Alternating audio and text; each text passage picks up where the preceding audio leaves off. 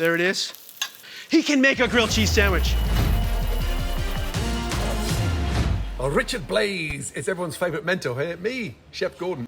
Come on now, Gordon. Now, I've got a big challenge for you. Now, we all know we love a comfort dish, right? Especially on a rainy day. So I'm sending you some delicious, ripe, plump tomatoes to the top floor. And I'd like to see what you can do with them.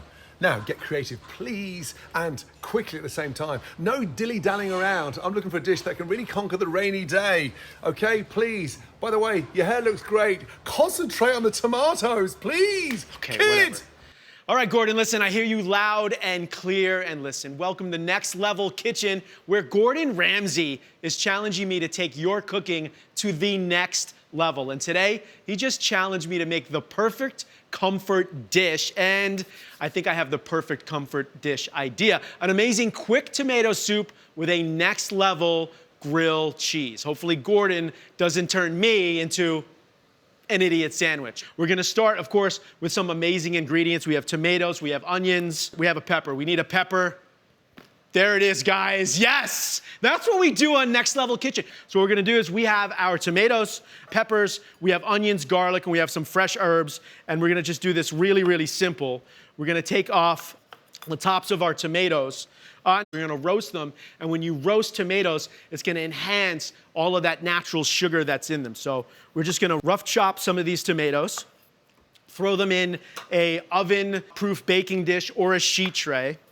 And it's really, really simple. I love this idea of these sheet tray sort of dinners where you just throw a bunch of vegetables on them, you lather them up with some olive oil, salt, pepper, herbs, spices, whatever you want, and you let them cook. And that's what we're gonna do for this soup. Now listen, this chili right here is not a spicy chili. If you want your tomato soup to have a little bit of spice in it, throw in a jalapeno into this recipe. That's gonna work just as well. So we have our tomatoes, we have our chilies in there, 2 red onions. Again, rough chop. Now, why am I rough chopping this? You're like, Richard Blais, you're a Michelin star trained chef. Why are you not dicing this into a fine brunoise, which means really, really tiny? The reason is that I'm going to turn this into a pureed soup. So I don't need to waste time making a beautiful dice out of this. And it's one of the things I'm always telling our chefs on Next Level Chef is don't waste your time. If you're gonna dice something and then throw it into the blender, you've just wasted some precious, valuable time. All right, so we have our onions, we have tomatoes, we have chilies in there. Of course, we want it to be nice and flavorful, so we have some of the biggest garlic that I've ever seen in my life. This is what they call elephant garlic. I don't think this is actually elephant garlic. It's just really, really large garlic. And what we want to do with that is we could throw it in whole, but I want to just smash it a little bit. So when you're smashing garlic, I'm going to take my knife, I'm going to have the palm of my hand on the flat side of the knife and just give it a quick little whack like that. And what that's going to do is open up the garlic, get all of that flavor, smash, there it is, all of that flavor going, and I'm just gonna throw that right into the pan. Okay, garlic, tomatoes, chilies. Now we're gonna throw some herbs in there as well. You wanna use herbs that you know are gonna work with tomatoes, right? So rosemary's one, I'll throw 1 sprig of rosemary in there. Rosemary can be quite strong. Of course, when we think of tomatoes, we think of basil. It's like Fred and Barney, Rubble and Flintstone. It's like tomatoes and basil. It's like Gordon Ramsay and Richard Blais. Combinations that just work together, okay? Listen, here we go. Basil, we're just gonna tear that, throw it in here. And this is as simple as it is. These are all the ingredients for our tomato soup. Now we just wanna hit it with a little bit of great olive oil. Little bit of olive oil on there, just enough so that nothing's gonna stick to the pan. And we'll hit it with a little bit of thyme as well. 1 sprig. Again, we're just leaving our herbs whole. We'll pull them out when it's roasted at the end. And then, of course, we have to season, right? Now, listen, it doesn't matter what you're seasoning, but you want to season from up high. Why do you want to season from up high? You want the seasoning to disperse amongst all the ingredients that you are seasoning. Now, tomatoes love salt. I mean, honestly, that's a perfect dish as is. Just a tomato with salt and a little bit of olive oil. But we want to make sure that we get all these spices up here. And I'm going to add another ingredient that works incredibly well with tomatoes.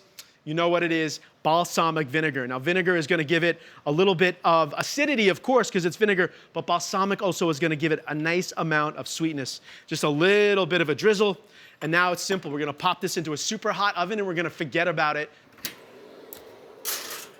We have our tomato soup working in the oven. Here we go. We're gonna make our grilled cheese. Now listen, I've seen Gordon make a bunch of grilled cheese. He makes a mean grilled cheese. So I gotta try and make this one next level. So we have some sourdough bread here. Any bread is gonna do, to be honest. And I want a pretty healthy sized sandwich, so I'm gonna go right down the middle of this sourdough boule, this loaf. Oh, I like that. That's the type of bread you want for a grilled cheese. There's not a lot of air pockets in there so that the cheese is gonna be really, really nice.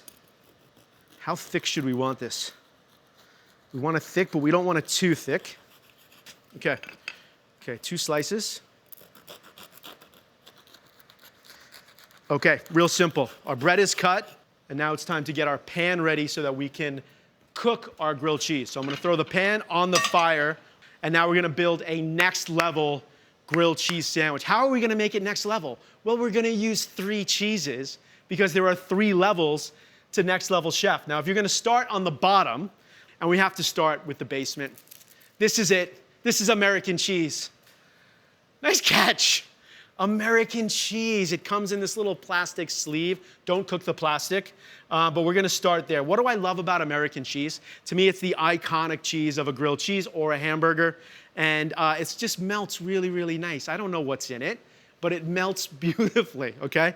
So we're gonna just layer some American cheese onto the outer sides of our bread here. And you know what? I also don't like a grilled cheese that skimps on the cheese. We want a fair amount of cheese in this. So I want to make sure that coast to coast, we have our cheese. We have our American cheese. That's representing the basement level. Now we're going to move up to the middle level. Ooey gooey, stretchy, chewy mozzarella. This, hopefully, is going to give us that beautiful cheese pull. Little bit of mozzarella, okay? Mostly for texture. Our pan is heating up really, really nice. We're not gonna skimp on the cheese. And then we're on the top level now. It's time for Gruyere. It's a fancy Swiss cheese. Yes, I got it right. A little bit of Gruyere. Now that's gonna give it, what does Gruyere use? It's usually used in something fancy like a French onion soup, right? So a little bit of Gruyere on top. We have tons of mozzarella in there, a little bit of Gruyere. Listen, cheese is salty a little bit on its own. But you know what? A little bit of pepper in there is not gonna hurt. A little bit more salt in there. Now what are we gonna do? Press these together and get ready to cook our ultimate grilled cheese sandwich. I like that. Listen, here's what you gotta do. You gotta get in there and press this guy down. Okay, all right, our pan is heating up. Now we need some butter. Woo! Here we go. We have our grilled cheese ready to go. Little bit of butter. I'll add a little bit of grapeseed oil to it. It's gonna soak up some of that flavor. And now it's time. Our ultimate grilled cheese is gonna hit this butter as it starts to brown. Now this is a pretty big, massive sandwich. So what I like to do is take it sort of basement level. This is not a basement tool, but we wanna press our grilled cheese sandwich into the pan and turn on this heat very, very low. We don't wanna burn this. And let me check in on our soup. And there it is. Look at all those veggies, nice and wrinkled, cooked and ready to blend up. Let's check back in on our sandwich. Throw a little herbs into the pan as well. I'm gonna treat this grilled cheese sandwich like it's a $75 steak. Never put a cast iron pan on a $75 steak. Okay, that's cooking. We have our tomatoes and our chilies and our onions over here. We're gonna get ready to buzz that up. Dump out our vegetables, remove the herbs. You don't wanna puree the rosemary twigs and branches. Get all of this out of here. Okay, get that back on the stove. Make sure we're not burning our grilled cheese over here. There it is. Guys, this is just pride. He can make a grilled cheese sandwich. I hope he could. Okay, same thing. We want to press this other side. Sort of let that hang out. We have all these bits and pieces that are in the pan from the tomato soup. So what I want to do is called deglazing the pan because a lot of the flavor is on the pan. So a little bit of vegetable stock, just right to the pan. Wooden spoon. There it is, wooden spoon. Reason I'm using a wooden spoon, you don't want to use metal on metal.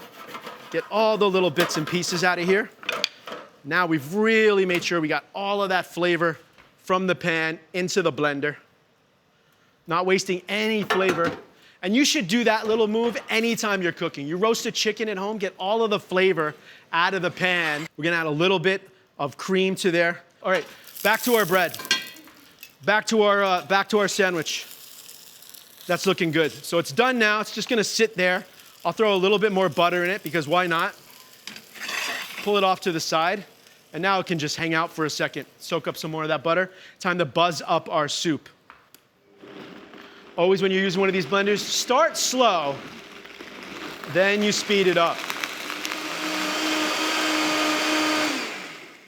Okay, just like we do on Next Level Chef, we have all that buzzed up. I know that there's a lot of flavor in there, but of course the one thing we're gonna have to do is taste it. Does it need some cream? Does it need salt? Does it need pepper? Does it need some more stock? It needs some salt. Could use some pepper. Could use some more stock. Could use a bit more cream. Okay, let's buzz it up.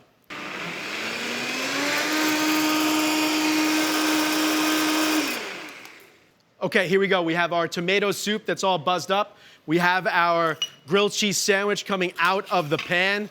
We'll let that rest for 1 hot second. Plate our soup straight from the blender. I like it sort of rather thick like this, quite honestly. There we go. How are we gonna garnish this soup? Let's see, we have a little bit of creme fraiche. Creme fraiche, we'll garnish this like Bobby Flay 1998 style. Look at that. We have a little Parmesan, why not? A little bit of Parmesan as well, because I can't stop myself. A couple leaves of basil. Okay, drizzle of olive oil. He can't stop, he can't stop. Okay, dash of pepper. Now's the ultimate time, guys. The moment of truth. Cutting the grilled cheese.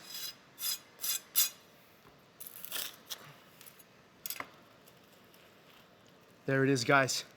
Ooey, gooey, grilled cheese, sandwich, tomato soup. Does it get more comforting than that? All right, here we go. Listen, Gordon, this is how you make an ooey gooey, stretchy, chewy, melted grilled cheese sandwich. Now, thank you so much for watching Next Level Kitchen, and don't forget to subscribe for more amazing videos.